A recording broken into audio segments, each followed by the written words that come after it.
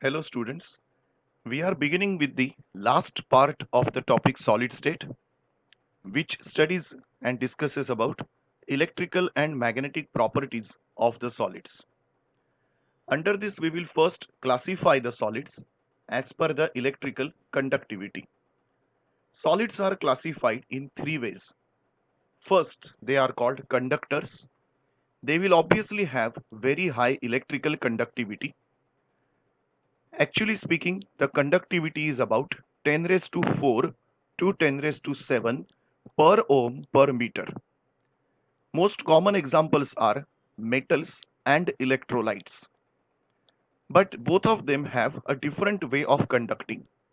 Metals will conduct using electrons, electrolytes conduct using ions. Also, metals can conduct when they are in solid state. Electrolytes can conduct when they are in molten or aqueous state. The second type is called insulators. They will have extremely low electrical conductivity, practically almost nil. Quantitatively, they have a conductivity of 10 raised to minus 20 to 10 raised to minus 10 per ohm per meter. Most common examples being non-metals and molecular solids. Between conductors and insulators, we have an intermediate category called semiconductors. They have intermediate electrical conductivity of conductors as well as insulators. The values being 10 raised to minus 6 to 10 raised to 4 per ohm per meter. Examples are elements like silicon, germanium, etc. We will speak in this part about conductors and semiconductors, how they conduct electricity. Let us see first how conduction in electricity in metals take place. Conductor may conduct electricity using movement of electrons or ions. Metals can conduct electricity in solid as well as molten state. Also, the conductivity of a metal depends upon number of valence electrons per atom. For example, sodium has 1 electron per atom, magnesium will have 2 valence electrons per atom, aluminium will have 3. So aluminium's conductivity will be greater than magnesium, which will be greater than sodium. To understand the conductivity, scientists have created a concept of bands. Atomic orbitals of the metal atoms, they form together molecular orbitals. And these orbitals are very close to each other and they together form what is known as a band. These are two types of bands we study. First, a metal will have valence band. Atomic orbitals with filled electrons from the inner shells, they will form valence bands. And there are no mobile or free electrons since they are all involved in bonding. But above valence band, we have something known as conduction band. Atomic orbitals which are partially filled or empty or on overlapping with the valence band, electrons from valence band can jump to the conduction band. Let us imagine this with a diagram. Imagine that we have somewhere an atom like having 3s and 3p orbital. 3s orbital is suppose filled with electrons, 3p orbital is suppose empty. The first diagram tells you orbitals of single atom. As you know that suppose we imagine not more than 5 atoms. So the 3s orbitals will be quite close to each other. Even 3p orbitals will be quite close to each other. Now you can see the difference between 3s and 3p orbitals have reduced. Imagine more than Avogadro number of orbitals are present. So together 3s will form a huge band of orbitals. Same way 3p will form a huge band of orbitals. This is the 3s band which is called valence band. 3p band is the conduction band. 3s band electrons will jump quickly to the 3p band because the orbitals are quite mixing into each other. Keeping this in mind, we will now compare the different metals, non-metals and insulators.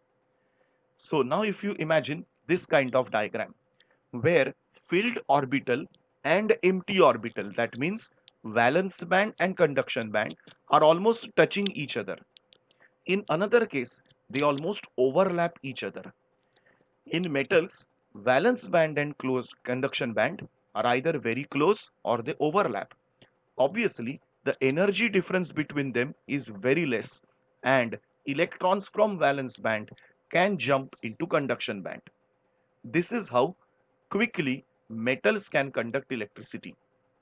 Compare now this with semiconductors. Here you can see there is a small energy gap between the filled and empty orbitals. That means between valence band and conduction band, there is a very small gap. Electrons can jump with difficulty. At room temperature, such a conductivity is called intrinsic conductivity, or such semiconductors are called intrinsic semiconductors. Compare now the extreme case of insulators. You can clearly see there is a huge gap between the filled, that is valence band, and conduction band. The energy gap is so much high that electrons cannot jump at all and insulators show no conductivity at all. We will now study in detail about semiconductors. The conductivity of an intrinsic semiconductor is practically of no use because we said that valence band and conduction band has a small energy gap, but at room temperature the movement is not easy. This conductivity can be increased by adding a small amount of some suitable impurity. The process of adding impurity is called doping. Doping can be done with such an impurity which is either electron rich or electron deficient compared to the original semiconductor like silicon or germanium. So you can have two kinds of doping. Doping done with electron rich element or doping of electron deficient element. These impurities when you add will create electronic defects in them. Based on what kind of doping we add, we have two types of semiconductors created. First, let us study what is the basic structure of silicon. If you look at any silicon in the diagram, you can see there are almost no impurities. This is like a perfect crystal. And here silicon is having 4 valence electrons. So similar structure will be found with silicon as well as germanium because both belong to group 14 of periodic table. They will have 4 valence electron each. They will form 4 covalent bonds with the neighbors. Now let us imagine if you introduce an impurity. Can you observe? We have added an impurity of element phosphorus. Here we are doping it with group 15 element. Most popular are phosphorus or arsenic. These elements will have 5 valence electrons. Now out of these 5, 4 will go for bonding with silicon, and as seen in the diagram, 1 electron will remain for electrical conduction. So this type of semiconductor will have extrinsic conductivity due to added impurity, and the conduction particle is going to be electron. Since electron is negatively charged, this semiconductor is called negative type, that means N-type semiconductor. Consider an opposite case. In silicon, in the center you can see there is boron impurity added. This is done by using group 13 elements impurities, boron, aluminium or gallium. These elements have 3 valence electrons. Now all 3 will be utilized in bonding and silicon's 4th valency will remain empty. This will be called a electron hole or vacancy. This hole is imagined to be positively charged And this type of extrinsic semiconductor is called p-type semiconductor. What are the applications of semiconductors? We will study this more in physics, but here we are just doing small kind of applications. As you have studied or heard, diode is a combination of n-type and p-type semiconductors, which is called p-n junction diode, and it is used as a rectifier. Transistor is a device which is made up of NPN or PNP type semiconductors. Transistors are used to detect or amplify radio or audio signals. Solar cell is a very efficient photodiode which is also obtained by PN junction diode. This is used for converting light energy into electrical energy. Modern semiconductors are not made up of only silicon or germanium. There are some other substances used, like gallium arsenic combination is a better semiconductor. Also compounds like group 12 and group 16 compounds like zinc sulfide, sulfide, cadmium selenide and mercury telluride. These are better semiconductor devices used in modern semiconductor machines. We will now move on to the magnetic properties. First of all, why a substance becomes magnetic? Every substance is found to have magnetic properties associated with it. And these properties are basically due to presence of electrons. Each electron, because it's negatively charged, behaves like a tiny magnet. And its magnetic moment arises due to two types of movement. One, orbital motion around the nucleus. What is an orbital motion? You can see this in the diagram. In the first A diagram, electron is revolving around nucleus. This creates a magnetic moment. Second movement is spinning around its own axis. Due to both these, we get a total magnetic moment of a substance. Since electron is a charged particle, due to these motions, it will create a small loop of current, which is further converted into magnetic moment. Each electron has a permanent spin and orbital magnetic moment. Magnitude of magnetic moment of electron is extremely small and it is measured in the unit of Bohr magneton. One Bohr magneton is very small number 9.27 into 10 raised to minus 24 ampere meter square.